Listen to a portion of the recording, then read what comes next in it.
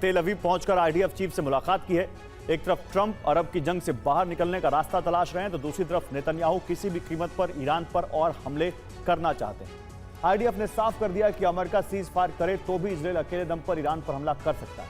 लेकिन सवाल यह है कि क्या इजरायल बिना अमेरिकी मदद के ईरान जैसे ताकतवर मुल्क पर सोलो स्ट्राइक कर सकता है, या फिर ट्रंप का यह शांति का संदेश सिर्फ एक दिखावा है और असल में पर्दे के पीछे से इजरायल के जरिए छल प्रहार की तैयारी है। इस रिपोर्ट में देखिए कि अगर अमेरिका ईरान की तरफ शांति का हाथ बढ़ाता है और सीज फायर का ऐलान करता है, तब भी इजरायल पीछे नहीं हटेगा। इजरायल अमेरिका की मंजूरी या मदद के बिना भी अकेले ही ईरान के खिलाफ युद्ध छेड़ने की तैयारी कर रहा है।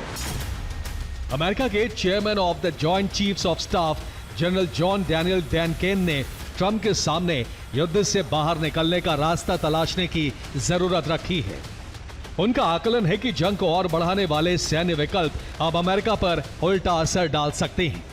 अमेरिकी सांसद थॉमस मैसी ने भी खुलकर कहा है कि पश्चिम एशिया के युद्ध में फंसना डोनाल्ड ट्रंप प्रशासन की अब तक की सबसे बड़ी और खर्चीली भूल साबित होगी। चैनल 13 के मुताबिक इजरायली सेना ने अमेरिकी जनरल ब्रैड कूपर के मुंह पर कह दिया कि उन्हें ईरान पर हमला करने के लिए वॉशिंगटन की इजाजत की जरूरत नहीं है।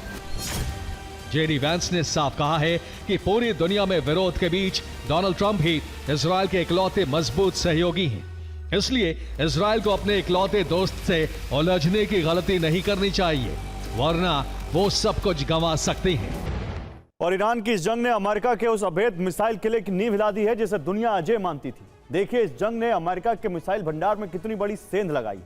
अमेरिका का पेट्रियट इंटरसेप्टर स्टॉक युद्ध से पहले करीब 2200 था, अभी 827 से भी नीचे पहुंच गया है। थार्ड सिस्टम का भंडार भी तेजी से घटा है, 452 से कम होकर अब 278 से भी नीचे रह गया है। ईरान पर हमले में टोमाहॉक मिसाइल का भी भारी इस्तेमाल हुआ। जंग के पहले ही महीने में 850 से ज्यादा टोमाहॉक दागी गई।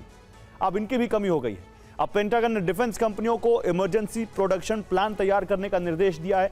कंपनियों को सिर्फ 21 दिन में उत्पादन बढ़ाने की योजना देनी है। ईरान की सुप्रीम लीडर मुज्तबा खामेनी के सैन्य सलाहकार सैयद मोहम्मद मरंदी ने बड़ा बयान देते हुए कहा है कि डोनाल्ड ट्रंप के पास इस जंग में अपनी हार स्वीकार करने के अलावा कोई दूसरा विकल्प नहीं बचा है। रक्षा विशेषज्ञ इसे डोनाल्ड ट्रंप का एक नया छल प्रहार मान रहे हैं। माना जा रहा है कि ट्रंप खुद को दुनिया के सामने शांति के मसीहा के रूप में पेश करना चाहते हैं, जबकि बैकडोर से इजरायल के जरिए ईरान पर हमला जारी रखने की रणनीति बनाई गई है। और तेल अवीव से ईरान तक की लंबी दूरी में सबसे बड़ा पेच हमले का नहीं बल्कि फाइटर जेट्स की रेंज और रिफ्यूलिंग का है। तेल अवीव से तेहरान की दूरी करीब 1800 किलोमीटर है और ऐसे में आना जाना मिलाकर पूरे मिशन की दूरी करीब 3600 किलोमीटर तक पहुंच जाती है। F-15 और F-35 जैसे फाइटर जेट्स की कॉम्बैट रेंज बम और पेलोड के साथ ज्यादा से ज्यादा 2200 किलोमीटर तक हो सकती है। यानी मिशन की कुल दूरी के मुकाबले रेंज में बड़ा अंतर है। यानी फाइटर जेट को कम से कम 1400 किलोमीटर का फ्यूल और चाहिए। इसके लिए हवा में ही रिफ्यूलिंग की जरूरत है। इजरायल की मजबूरी है कि इसके लिए